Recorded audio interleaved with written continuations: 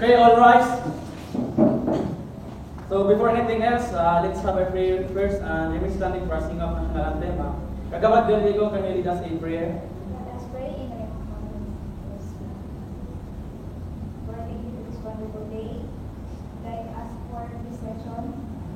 Enlighten us to come up with this canalization and let us pray in a peaceful way. In Jesus' name we pray. Amen.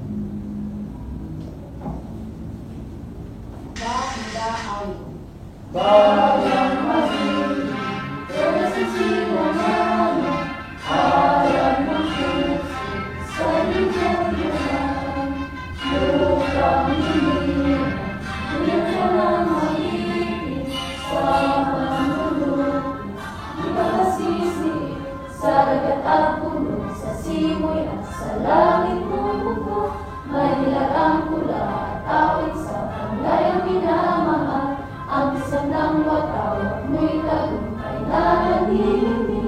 Ang bituin at araw niya kailanman may matinig.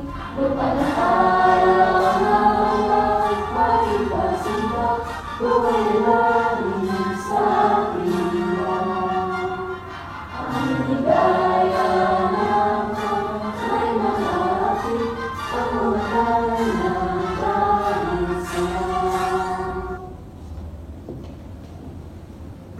So, good morning everyone. Let us start our session. Please be seated. So, Ms. Secretary, can you do the roll call?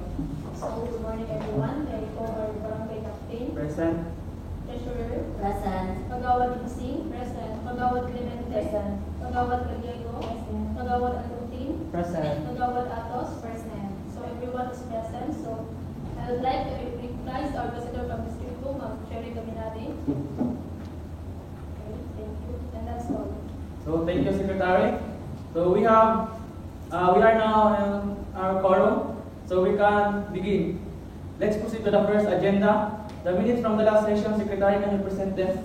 Sure, Barangay Captain. Here are the minutes of the previous session. Everyone, please take a look at the back of the paper. It is all about the water system project in our community, and it was already approved last February 2025.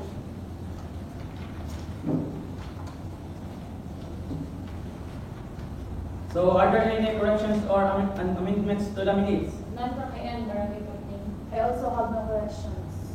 So, all right. If there are no objections, may I have a motion to approve the minutes? I move to approve the minutes as presented. I second the motion. So, since it was approved and seconded, we may now start our session. Minutes are approved. Let's move on to the second agenda item, Barangay Financial Report. Treasurer, could you present the financial report? Yes, Barangay Captain. Certainly, here are the financial report you can look at. So, our report from the last quarter. So, the barangay has a balance of 50,000 pesos after the latest income and expenditures. The major expenses were for Barangay Health Center, street lighting project, livelihood center, clean water supply, and free checkups. So, we have enough funds for our upcoming projects. So, thank you, Treasurer. Are there any questions or clarifications regarding the financial report? I have a clarification. I just want to clarify the amount allocated for the youth project. Can we consider increasing the budget? So that's a good suggestion. We can discuss that further under our project planning agenda. I have no questions. The report is clear to me. So all right. If there are no questions, may I have a motion to accept the financial report? I move to accept the financial report. I second the motion. So all in favor say yes. Yes. So the financial report is approved. Now let's move on to the third agenda item, barangay projects and upcoming activities. So Kagawad Insing, do you have updates on the youth sports program? Yes, Barangay Captain, we're planning a basketball and volleyball tournament this month. The youth are excited and we've already started recruiting participants. We also need some help in securing the venue. So thank you, Kagawad Insing. If the barangay can assist in securing the venue, that would be great. Let's work together to make this event successful. We also have proposed environmental awareness campaign. We can conduct clean-up drive next month with volunteers. So that's a great initiative, Kagawad Clemente. Let's include that in our calendar of events. I propose a career orientation for the youth next quarter. We can invite professionals to talk about their careers and how the youth can plan their futures. So that's a fantastic idea, Kagawad Gallego. We will look into the logistics and the possible speakers. Any other suggestions? I suggest we also host a seminar on mental health awareness for the community. It's important that we address these issues, especially for the youth. So that's a very relevant suggestion, Kagawad Pipito. Well, schedule is soon. Let's make sure we can coordinate with the local mental health experts.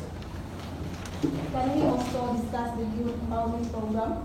I believe it's essential to develop leadership and skills among the younger generation. So that's the priority, Kagawad Daniela.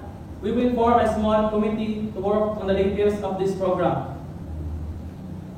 So, all right. Is there anything else for the good of the barangay? None from my side, Barangay Captain. I have also no further issues. So if there's nothing else, may I have a motion to adjourn the session?